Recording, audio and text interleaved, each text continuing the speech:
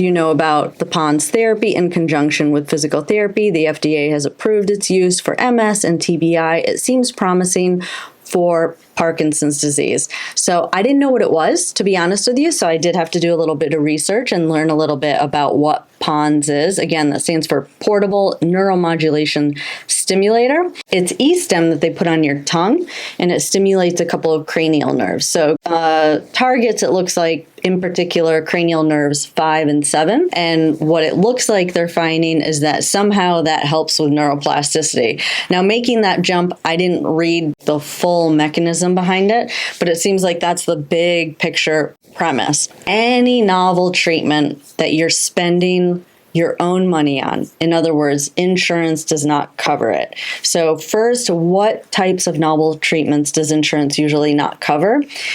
In most cases, generally speaking, insurance does not cover things that they believe does not have a strong enough body of evidence that shows that there's a clinically significant change if you do this intervention. So that's number one that I think is really important. And I do agree with that for the most part. Like, there are things that I think might have some potential down the road, i.e. stem cell therapy, HBOT, but we do have to go with what we currently know about these treatments, and there is not a lot of evidence that supports that you're going to have a huge improvement in your neurologic condition, whether that's MS, Parkinson's disease, stroke recovery, ALS, whatever it is. So that's number one to always keep in mind.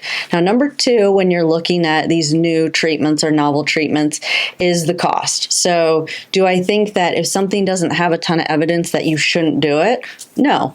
I mean, acupuncture probably has some conflicting evidence, but it works on some people. So I can't say that you should not do it because there's not enough evidence to support it. Same with food. I mean, every week there's a new study saying that you should eat certain things, you shouldn't eat certain things, but we really don't know. And so if there's not a lot of harm in doing something and there is some potential benefit, I think it moves it up the list of something you should consider. Now, the next thing I would consider is cost.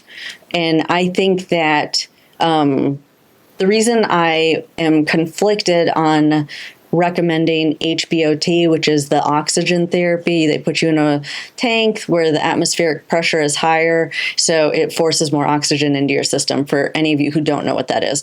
But I recommend it for some people because the mechanism might prove to be effective, and maybe they just haven't had enough stroke patients that they could, or patients that have had a stroke or brain injury that they could enroll into a study. That's one potential why they don't have a lot of research to support it. The other reason that I think it might be beneficial, even though there's not evidence to support it, is anecdotally, based on what patients tell me. So patients say they feel better after they do it. So I can't say I would never recommend it to someone, but HBOT is expensive. So I would say when it comes down to it and you know something doesn't have a lot of evidence, then I would say looking at cost is really important. I have some patients that have lots of money and cost of things is not really an issue. And if it has a little bit of benefit, then, and they have money that, just sitting around, they're going to spend money on it. If you're someone who isn't in that situation, which is the majority of us, do I think it's worth the cost based on the evidence? I would look at that. If it were me and I was deciding on a treatment, I would look at that and say, are you willing to invest money into something where you're potentially not going to have any type of improvement or change in your condition? So those are all things I would keep in mind with all novel treatments. And anytime you ask me about any novel treatment, I'm probably going to go through that spiel again because I think it's so important. And it breaks my heart because I do see a lot of people spend lots of money, especially right now in stem cell therapy, which there's not a lot of evidence to support it. And I do see people wasting like their life savings to get things like that. So you're going to get sick and tired of hearing it, but I am going to go through this every single time you ask a question about a novel treatment. So although I didn't have time to look at the exact mechanisms of this treatment, I did have time to look at some of the research studies that have already been done on this portable neuromodulation stimulator. So it's PONS therapy, PONS. So if any of you want to look it up or you're interested or curious about it, that's what it is. It is a translingual nerve stimulation. So it is something that goes on your tongue. So I not only Google searched PONS, because that to me looks like a trademarked name based on what I could find.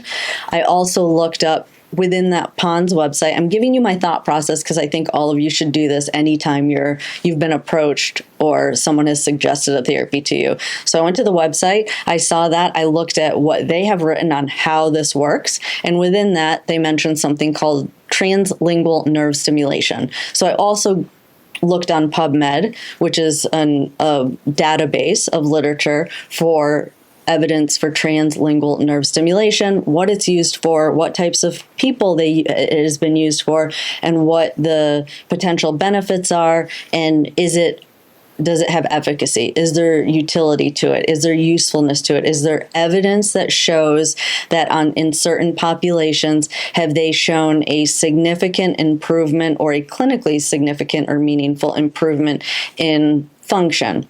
So first, what I found was most of the studies report in the study that they are somewhat affiliated with PONS.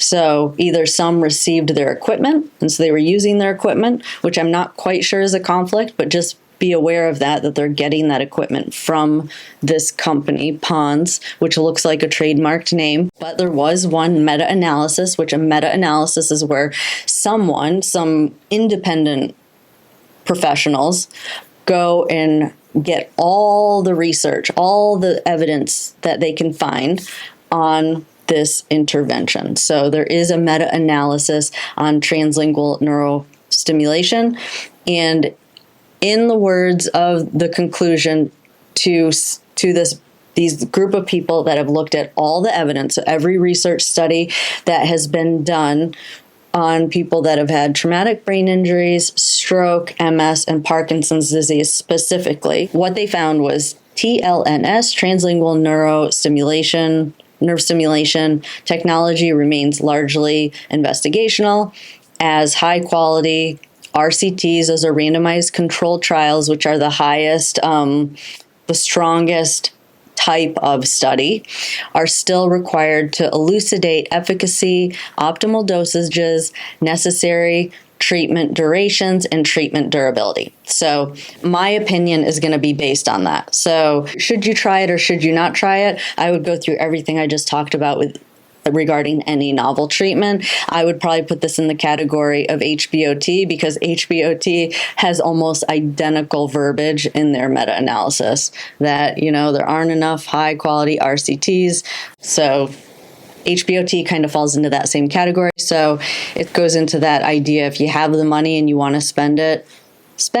But I would say use your judgment, do your research, and keep in mind the financial component and whether or not you have that money to potentially throw away. If you liked that video and you want to learn more exercises on how to improve your walking, definitely check out this video over here or that video over there.